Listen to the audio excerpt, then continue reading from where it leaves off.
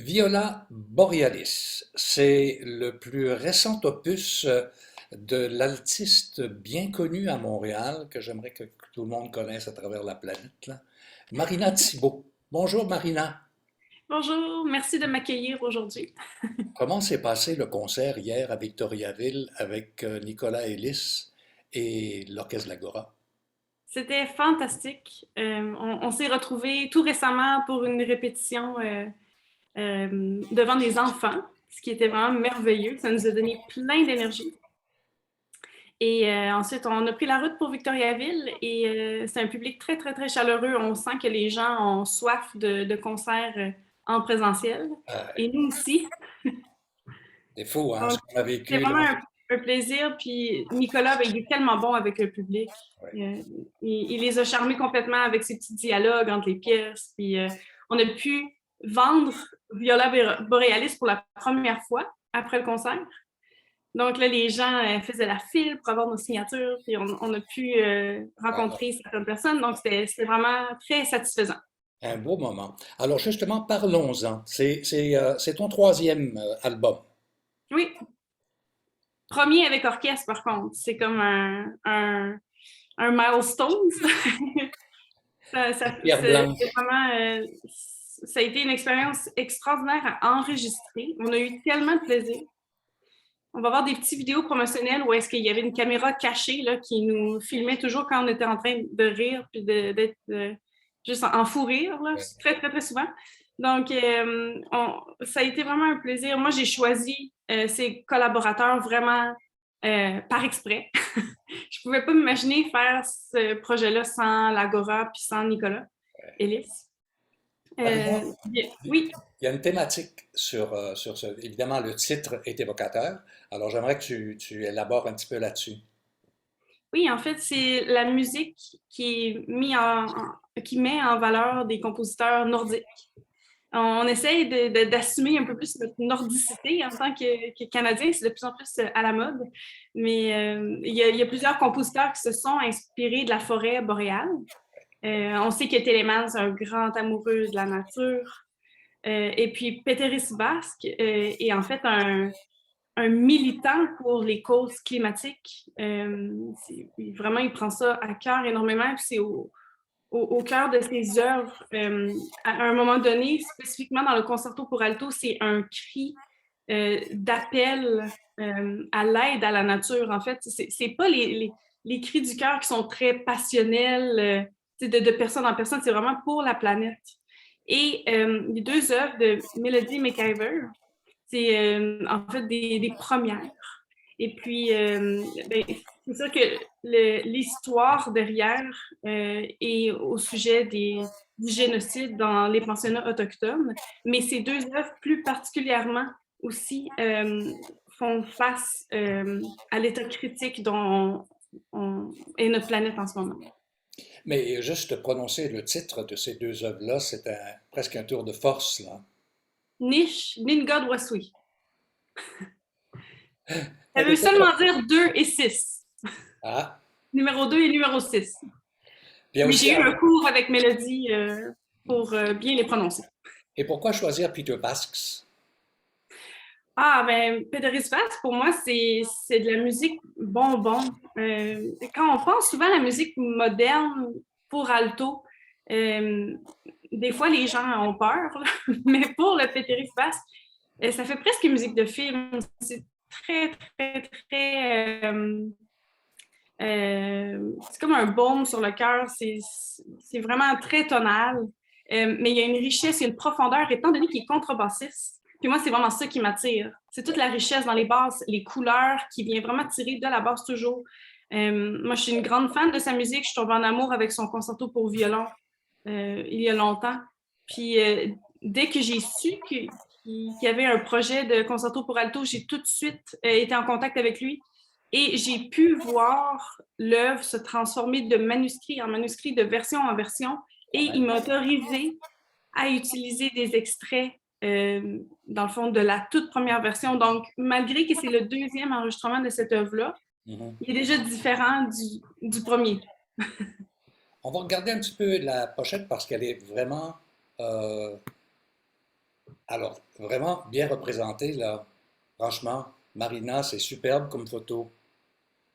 Mais merci. La photo est de Bo Huang et le design graphique est d'un très grand ami à moi, Vedanta Balbahadur, qui est un professeur d'architecture à McGill.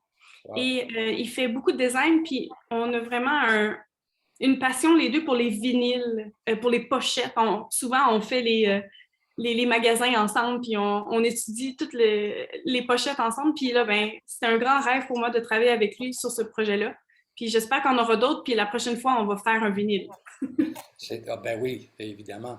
Tout le monde veut aller dans cette direction-là aussi parce qu'il y a de plus en plus de vinyles en circulation. Oui, Tu enseignes toujours, hein? Est-ce que tu vas enseigner l'été prochain au domaine Forget? absolument, oui. Je pense que ça va être déjà ma quatrième année. Ça passe beaucoup trop vite. Moi, j'y ai passé toute mon enfance. J'y étais pour la première fois, je crois, à l'âge de 9 ans comme étudiante. Quand même. Puis mon dernier stage était à l'âge de 19 ans là-bas.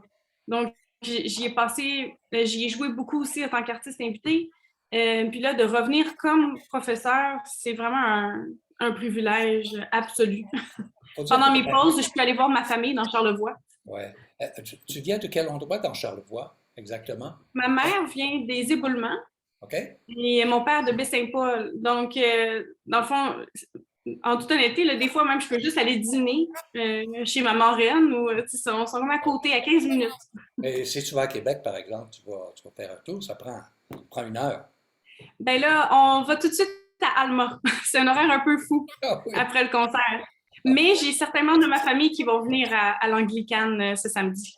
Ah, mais l'Anglicane, c'est un bel endroit aussi. Ça sonne bien dans cette boîte-là, dans ce théâtre-là. C'est vraiment très, très chouette.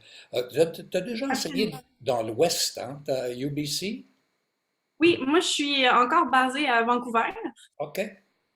depuis 2019 et D'accord. j'ai ma classe à l'Université de la Colombie-Britannique.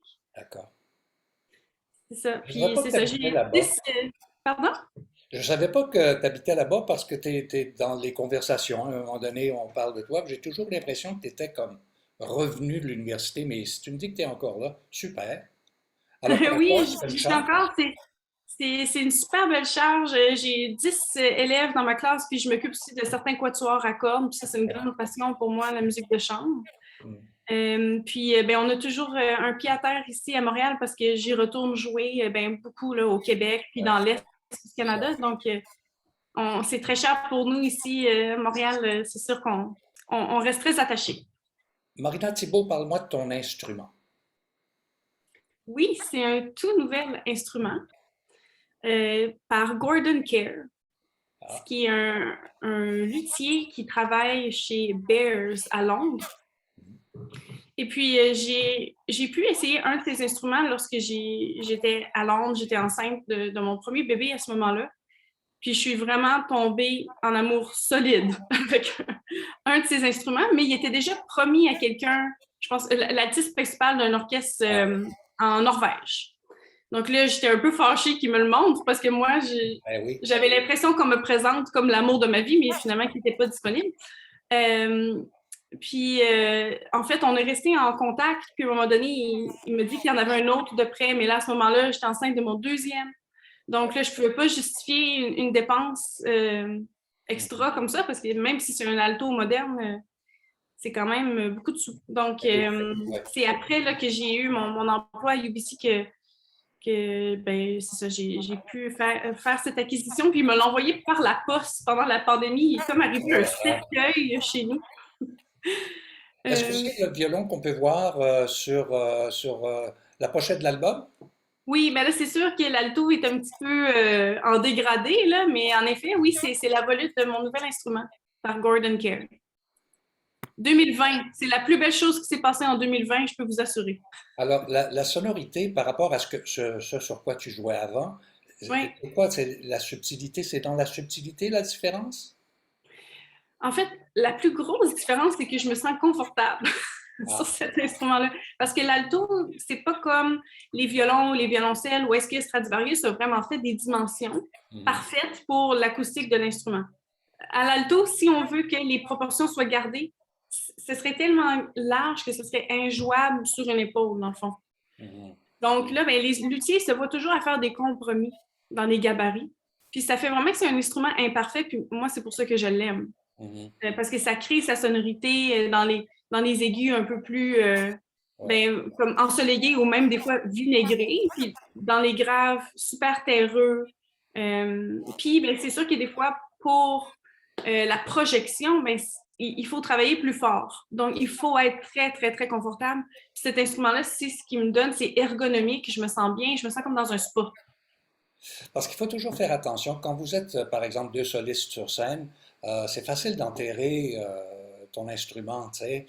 Je pense à Elvira qui, à un moment donné, faisait un concert et puis c'était pas aussi clair, tu sais. Alors, c'est un petit peu le côté de projeter. Il doit y avoir un désir, une volonté de faire un peu plus de projection avec ton instrument, non?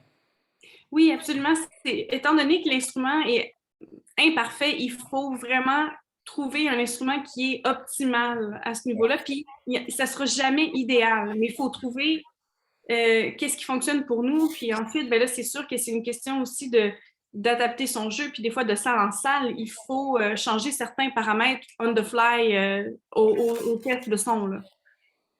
Est-ce que tu as complètement mis de côté la musique de chambre, la musique baroque? Non. Oh non, c'est certain que moi, j'ai joué beaucoup avec les violons du roi comme au tout début de ma carrière. Mhm. Mais j'ai l'impression que cette expérience-là m'a vraiment... ça a comme été un atelier pour moi de découvrir tout le monde d'articulation, le monde sonore, le monde même face à l'intonation, toutes les différentes sortes d'intonation. Euh, Puis ça change aussi la façon dont je l'enseigne maintenant parce qu'à UBC, des fois, Ben oui. il y a des groupes qui jouent de la musique ancienne, puis moi, je suis un petit peu impliquée avec ça vu que ça me passionne.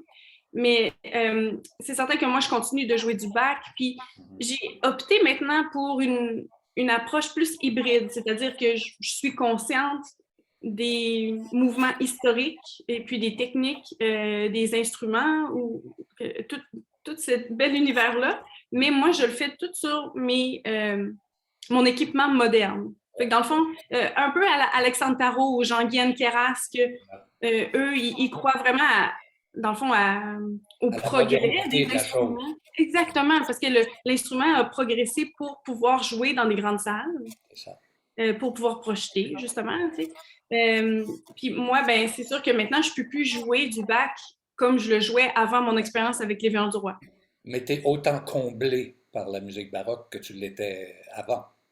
Ah oui, sinon plus, parce que maintenant, qu'est-ce que j'aime de ma vie, c'est que je fais du baroque à l'occasion, je fais beaucoup de musique contemporaine, de la musique de chambre. C'est sûr que là, la pandémie n'était pas propice au projet à plusieurs. Donc, j'ai été chanceuse de faire beaucoup de concertos avec des plus petits orchestres Mhm. et beaucoup de concerts solo, faute de pandémie. Mais là, les projets de musique de chambre recommencent. Puis d'ailleurs, j'en ai un mercredi prochain à Montréal, le À quel 16 endroit? mars, À quel endroit? Avec à qui? la chapelle historique du Bon Pasteur. C'est un concert qui est par le groupe Vivier.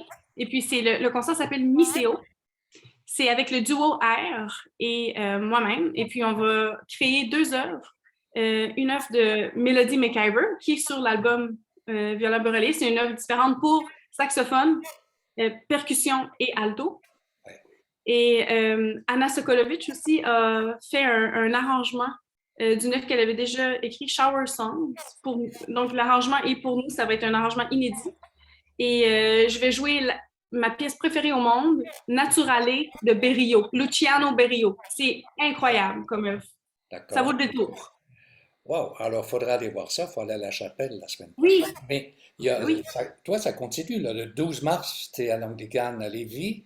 Et le 13, le lendemain, tu montes à Alma. J'espère qu'il n'y aura pas de tempête Mais il va y avoir une tempête samedi. C'est Fait que clair. on va s'arranger là, on va aller tranquillement.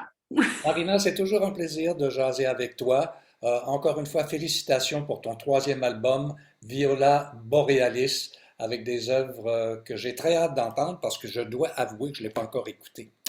Mais Ah, c'est correct, il n'est pas encore sorti officiellement. il sort la semaine prochaine, je crois, le Le 18. 25, mais là, il est déjà disponible en précommande. Ah, d'accord. Alors, on va aller précommander ça. Ben oui, Merci, allez, allez. merci beaucoup, Marina, puis bonne continuation. Merci beaucoup, Toujours un Wilson, plaisir. merci. Allez.